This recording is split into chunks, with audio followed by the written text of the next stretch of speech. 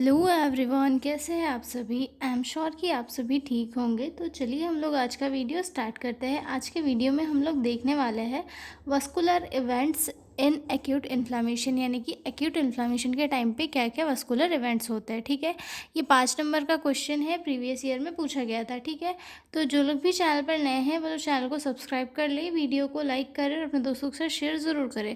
और हाँ, अगर आपको पीडीएफ नोट्स चाहिए हो तो मेरे डिस्क्रिप्शन में दिए गए मेल पे आप कांटेक्ट करके पीडीएफ नोट्स ले सकते हो। तो चलिए हम लोग स्टार्ट करते हैं vascular events in acute inflammation. इसके इंट्रोडक्शन से स्टार्ट करते हैं।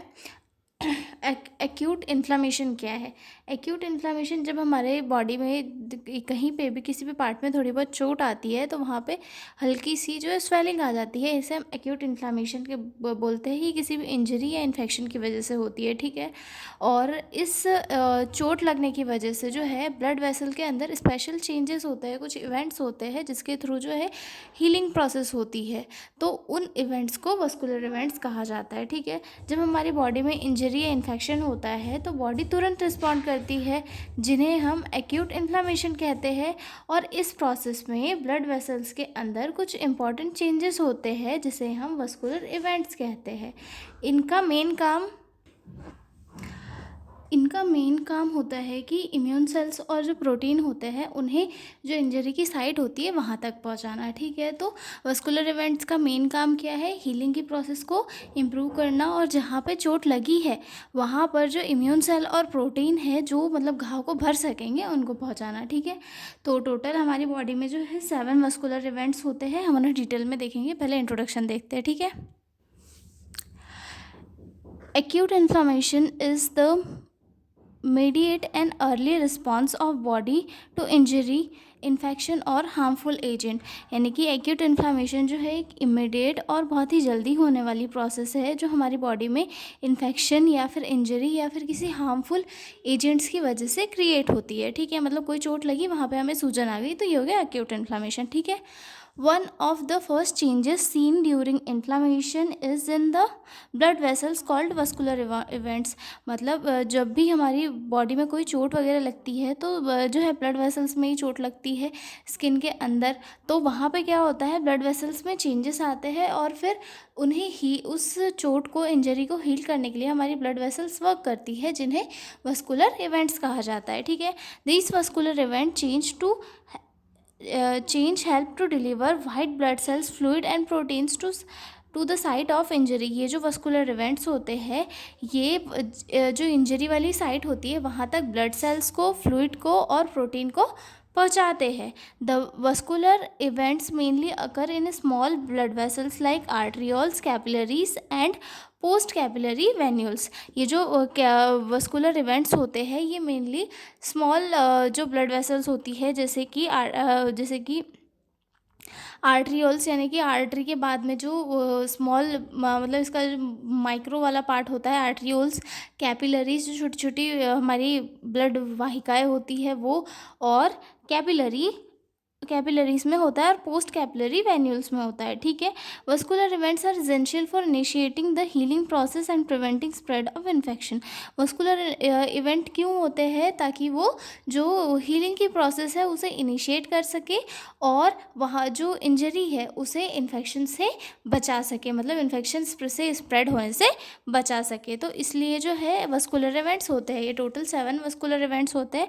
सबसे फर्स्ट आता है वैसोडाइलेशन, देन सेकेंड आता है इंक्रीज्ड परमिएबिलिटी, देन थर्ड आता है stasis, then margination, then rolling and adhesion, then आता है अरेस्ट एंड ट्रांसमाइग्रेशन, देन आता है कीमोटैक्सिस। ठीक है, तो इसकी वर्ड के फॉर्म में भी रख सकते हैं VISMPRAT।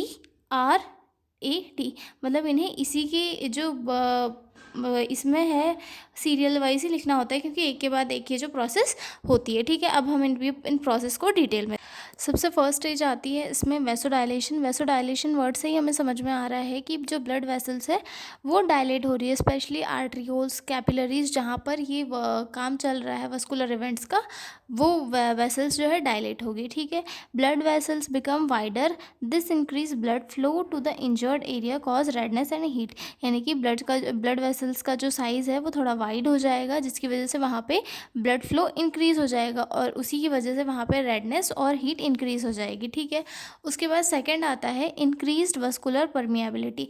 अब जो वस्कुलर परमिएबिलिटी है वो जो है बढ़ जाएगी, जिसकी वजह से क्या होगा, ब्लड की जो वेसल्स है उन वॉल्स में से वो जो वॉल्स है वो थोड़ी लीकी हो जाएगी, परमिएबल हो जाएगी, जिसकी वजह से क्या होगा, वहाँ से फ्लूइड और प्रोटीन जो है वो सराउंडिंग टिश्यूज़ में चले जाएंगे, सराउंडिंग टिश्यूज़ में चले जाएंगे और वहाँ का जो ब्लड है वो थिक हो जाएगा। This क्वेज swelling oedema. अगर वहाँ का जो ब्लड है, वहाँ का जो मतलब फ्लूइड वगैरह है, प्रोटीन वगैरह है, वो आसपास के टिश्यूज़ में चल जाएगा, जिसकी वजह से वहाँ पे क्या हो जाएगा, स्वेलिंग कॉज हो जाएगी। ठीक है, उसके बाद थर्ड स्टेज आती है स्टैसिस। स्टैसिस में क्या होगा, ब्लड फ्लो स्लो हो जाएगा। क्यों हो जाएगा, क्योंकि इसके पहले वाले स्टेज में जो ब्लड वेसल्स में जो ब्लड था उनमें ब्लड में से जो फ्लूइड और प्रोटीन बाहर निकल गए थे। अब स्टैसिस में क्या हुआ, ब्लड में सिर्फ क्या बचा, ब्लड सेल्स बची। तो ब्लड सेल्स ही बची, इसीलिए ब्लड का जो फ्लो है वो स्लो हो जाएगा।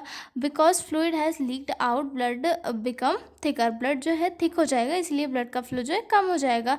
Help white blood cells to move closer to vessel walls.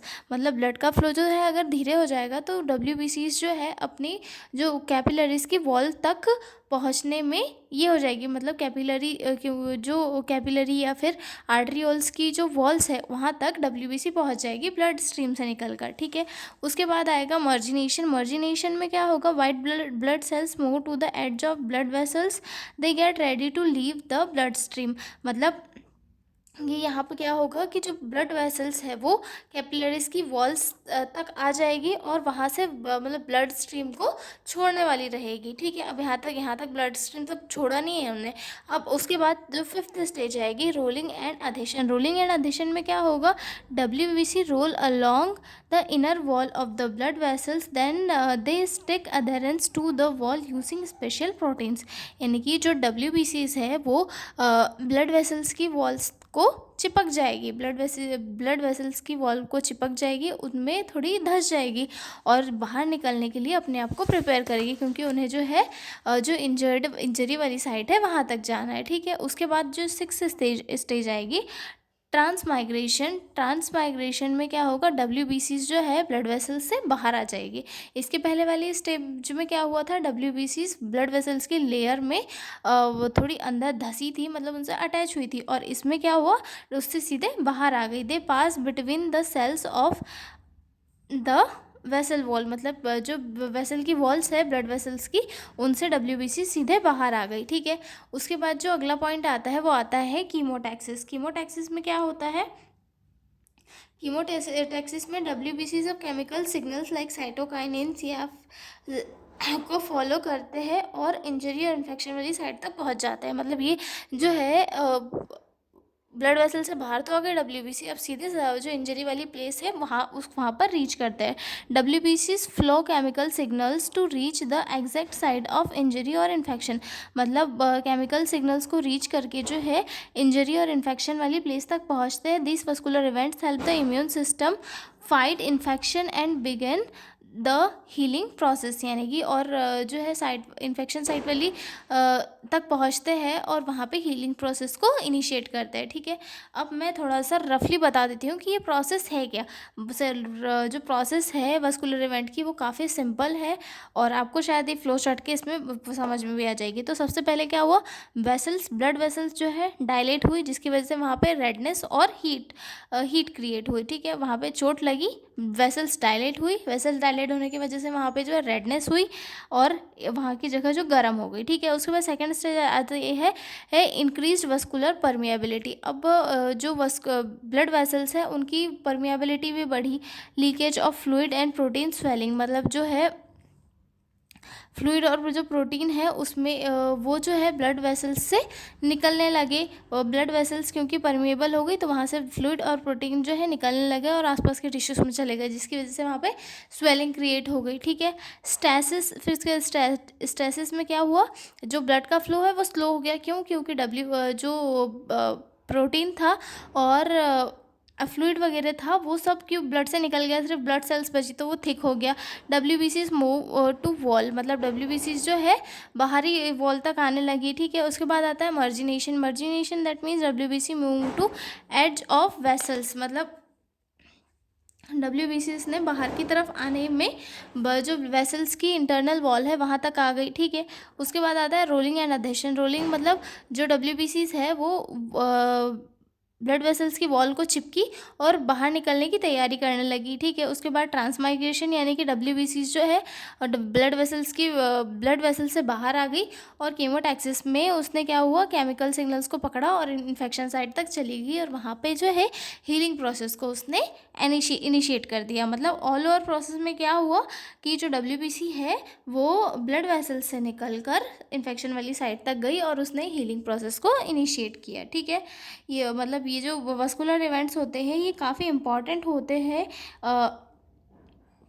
Healing process को इनिशिएट करने के लिए। वस्कुलर इवेंट्स होते हैं ये ओवरऑल इनका होने का एक ही रीज़न है, ये जो होते हैं इम्यून सेल्स और प्रोटेक्टिव जो प्रोटीन्स होते हैं उन्हें इंजरी की साइट्स तक पहुंचाते हैं ताकि इन्फेक्शन ना हो। ठीक है, आई एम श्योर कि आपको वस्कुलर इवेंट समझ में आ गया होगा। तो अब हम मिलते हैं अगले वीडियो में एक नए क्वेश्चन के साथ। तब तक के लिए बाय बाय।